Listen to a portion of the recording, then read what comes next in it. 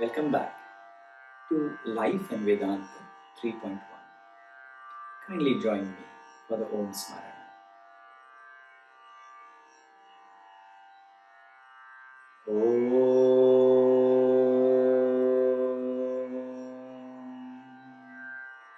Sahana Vavatu Sahanau Bhunaktu Sahaviryam Karvavahai Tejasvinavadhitamastu ma Vidvishavahai.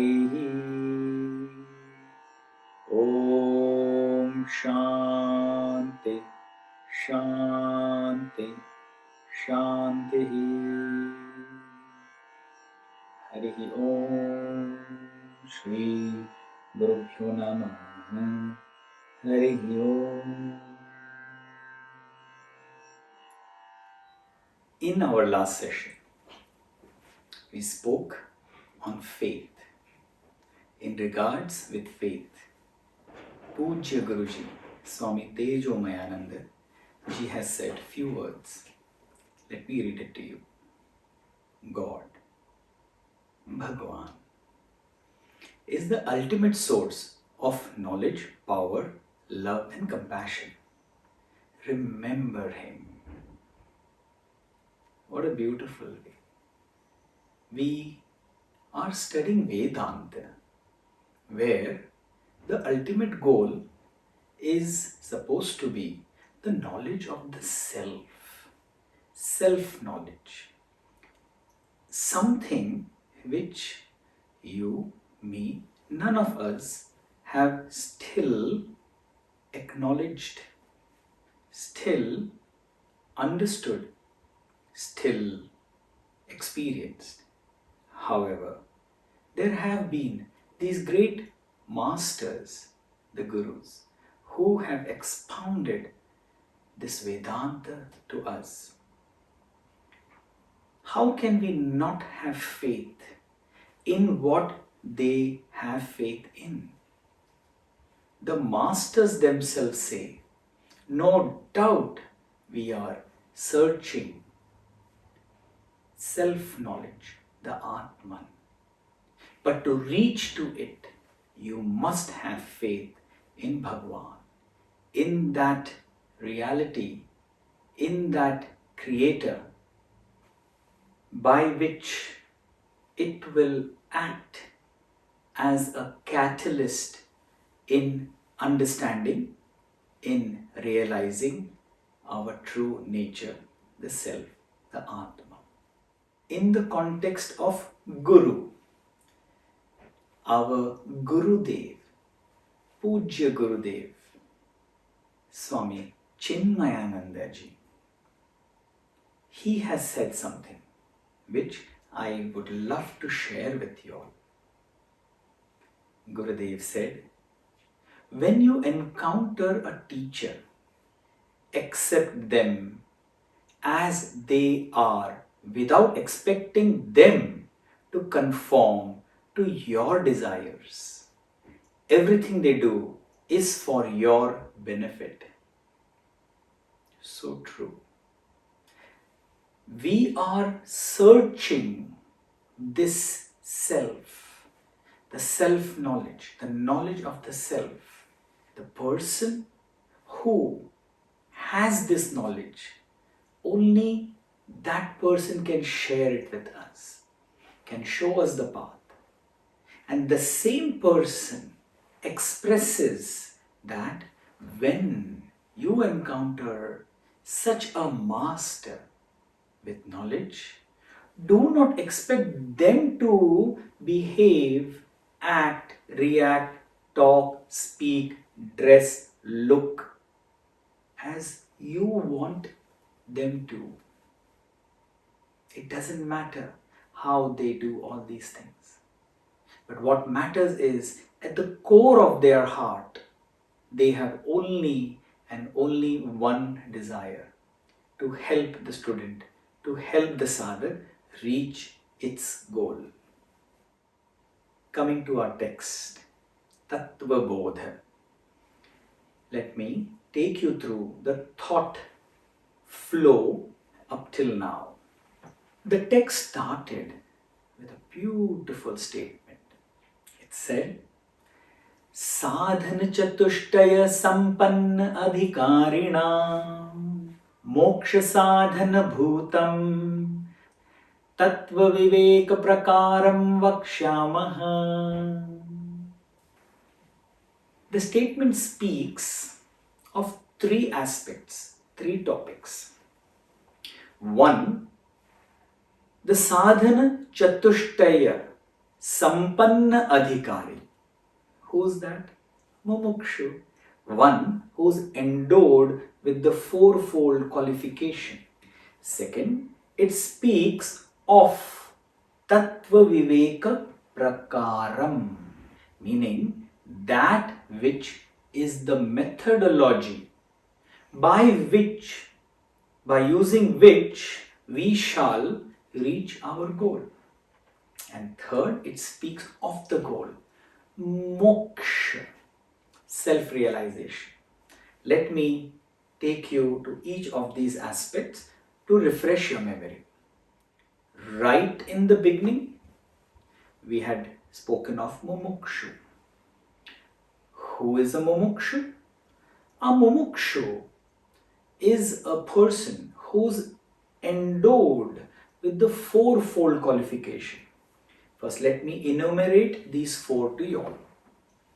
The first one is Viveka, meaning Nitya Anitya Vastu Viveka. Second, Vairagya. Third, the Shada Sampatti. And fourth, Mumukshutvam. Viveka, discrimination, distinguishing between what is Nitya, permanent, and what is Anitya, impermanent. The thought process, the mind, the vision, the view that enables you to see clearly that what is permanent and that what is impermanent. This aspect, skill, thought process is called Viveka Buddhi, an intellect which can discriminate, distinguish between these two. The second aspect was spoken as Vairagya, meaning dispassion. It is related to Viveka. If you genuinely start understanding what is the permanent aspect and what are the impermanent aspect, can you ever be attached to the impermanent then? You will have interaction with the impermanent, but you will never be attached to it. This non-attachment to the impermanent, which has come because of the Viveka, because of the discrimination, automatically is called Vairagya.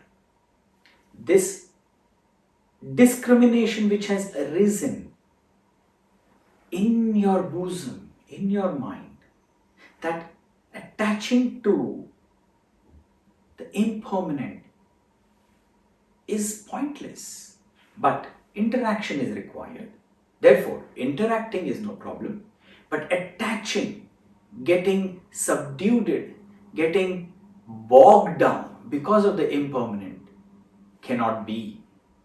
This natural aversion towards being attached to something which is impermanent is called Vairagya, dispassion. The next are the six inner wealth, Shada Sampatti. They are Sama, Dama, Uparama, Titiksha, Shraddha and Samadha. We spoke of one of these in the last session, Shraddha, faith. What is Sama? Control of your mind.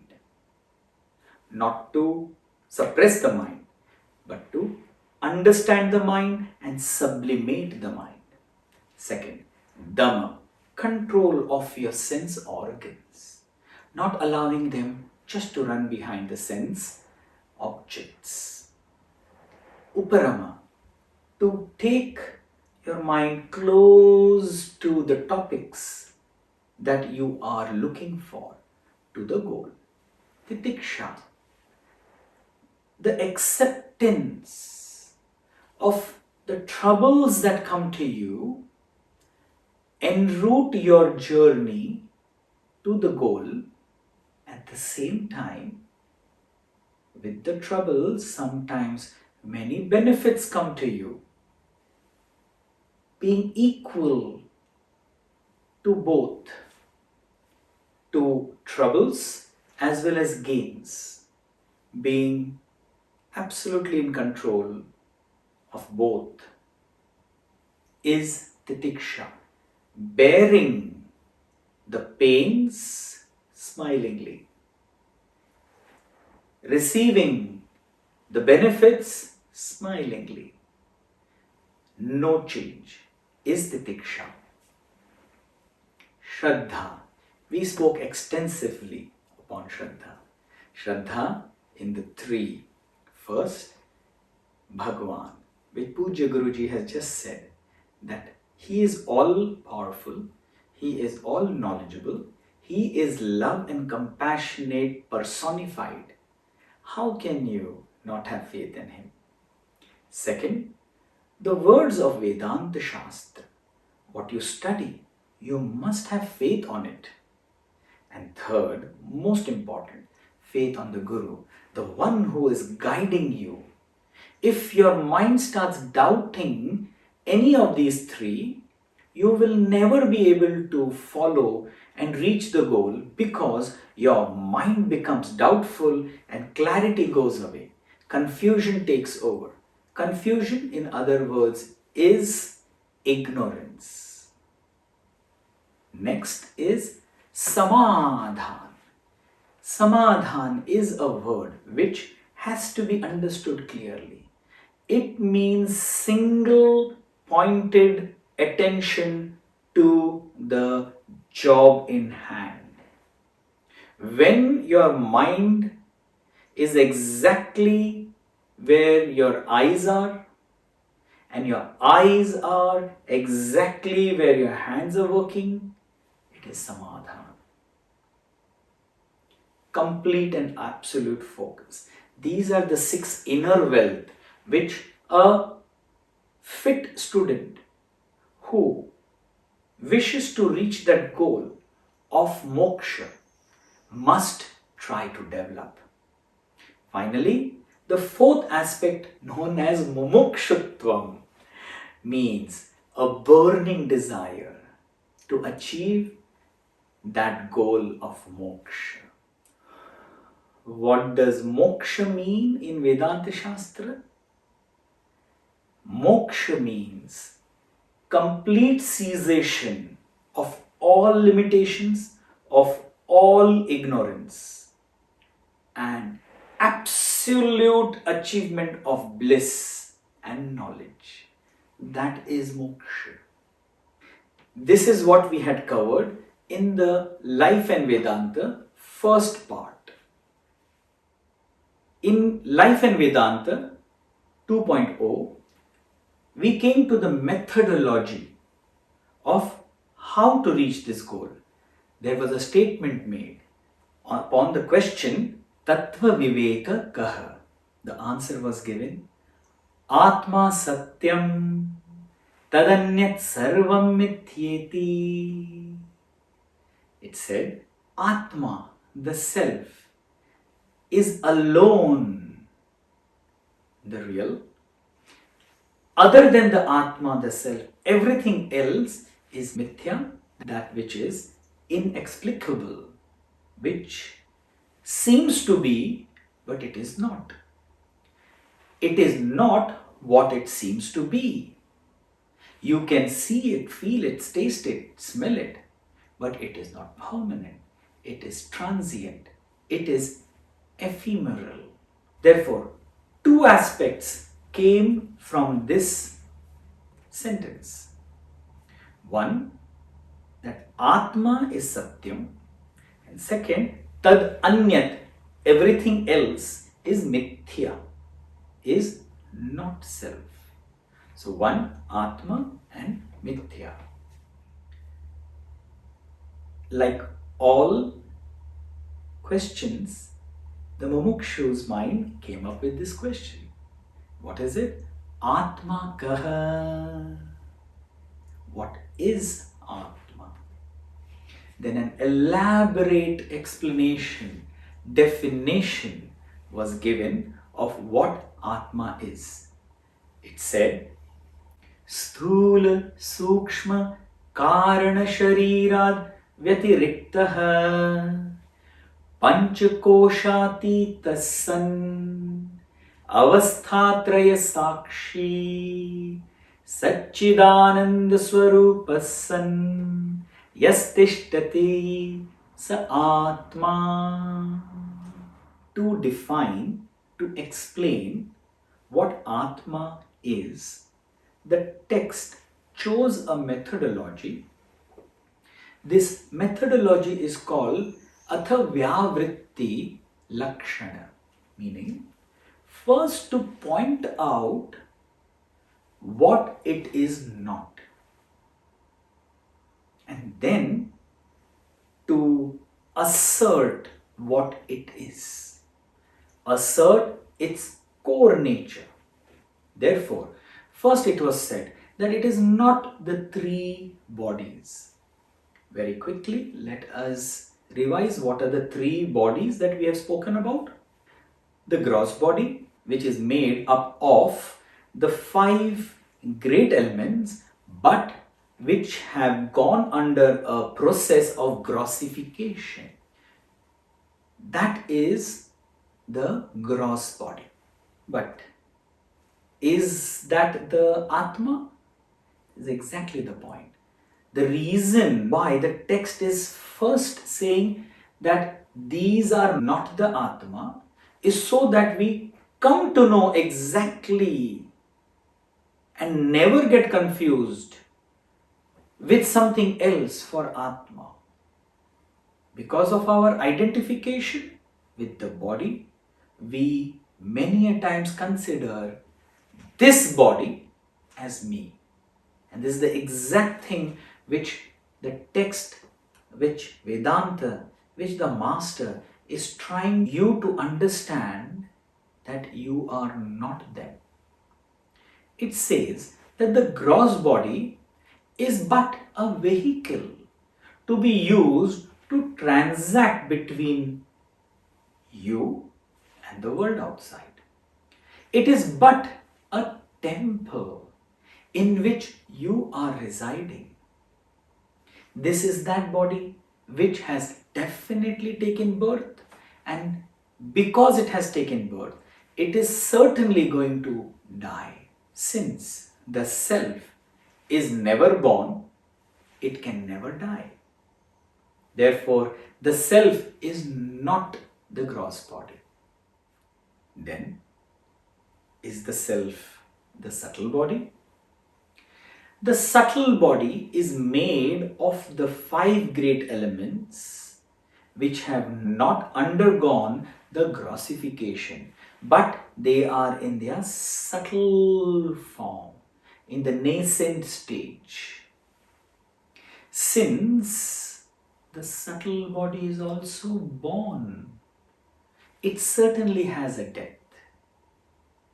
Therefore, the subtle body also cannot be eternal. It is definitely ephemeral, that which comes to be and then goes away, comes to being and then dies away.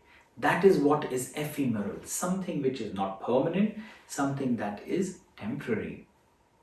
And of course, the subtle body is a product of the great five elements in their nascent form. That means they have come out of something. And this is exactly what Atma is not.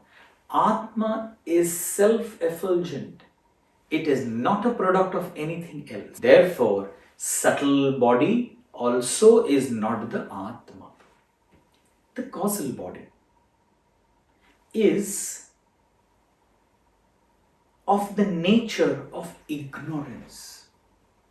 Deep-rooted vasanas, meaning impressions, desires of many lives that we have taken in previous births in an unmanifested form. From when? From anadi. Anadi means that which is beginningless. That time which is beginningless time. And therefore, it is inexplicable. One cannot understand what the next thought could be. And how can such a thought arise in my mind? It is inexplicable why the next thought, how the next thought, what the next thought could be. No one can say this. The thoughts are absolutely not in our control because they are ultimately the deep-rooted desires. At the same time, the causal body is absolutely ignorant of the true self. At the same time, the causal body is absolutely also ignorant of the subtle body as well as the gross body. Since the subtle body is of the nature of ignorance, and we all know ignorance can be dispelled, can be destroyed by knowledge. Causal body also cannot be the self because it can be destroyed by knowledge. And Atma, the self, is that which cannot be destroyed by anything. It is eternal. Hence, the self is not the causal body. Then the statement got us to the three states of awareness. Yes, I am skipping the Panchakosha just for explaining the correlationship between the three states of consciousness or awareness and the three bodies. Therefore, the three states of awareness or consciousness correspond to the three bodies. The three states of awareness are the waking state, the dream state, and the deep sleep state. They are three in number. In the waking state, all the three bodies, that is, the gross, the subtle, and the causal body, they are functioning in their full force. That where all the three bodies are functioning fully is called as the Jagrata Avastha or the waking state. The Swapna Avastha, the dream state, is where the waking body, the physical gross body, is left behind. Meaning, the consciousness of the body is gone, but it is replaced by another body which is called the dream body in the dream world. The dream body is not the waking body, not the gross body. It is something which is similar looking like the gross body, but it is not the same. At this point in time, in the dream state, the causal body is functioning and the subtle body is functioning, not the gross body. In this way, this state where the gross body is not available is called the dream state. In the deep sleep state, what happens? The physical body, the gross body, was already not cognized by the mind. But at this point in time, when you are in deep sleep, even the mind intellect and the dream body is left behind. That means you have transcended the mind, body, intellect also. And you have reached to a place of complete and utter and total ignorance. The causal body, as we have said before, is a ajnana ghana, meaning is ignorance personified. There, the ignorance is of the self, at the same time, ignorance of the subtle as well as the gross body. Therefore, in this state, there is no cognition at all. The gross, the subtle, as well as the causal body. The waking state, the dream state, as well as the deep sleep state, all of them, there is somebody who is aware of that. Somebody who is witnessing all that. Who is that? That is I, the self, the Atma. Therefore, I am aware of all these three states of awareness. I am the witness of the three states of awareness. When I am witness to something, how can that be me? Therefore, I am not the causal body. I am Atma. I am the self, which is different from the three states of awareness also. Today we take a Madhya Viram over here. But we shall continue in the next session with the thought flow, as the thought flow is the most important aspect. In Vedanta, there is something which we have already spoken about, Shravana, the listening aspect. Listening, not just listening, it is listening with complete and absolute attention with which the knowledge could dawn. Upon listening, what you have heard needs to be thought about, vichara. You have to contemplate. And this thought flow that I am speaking to you today, that the Shastra is giving it to you today, is going to help you completely in having the right vichara, the right thought flow. Therefore, we shall continue further in the following session with the thought flow. With that, we take a Madhya Viram. Kindly join me for the end prayers. Join me for the Shanti Mantra.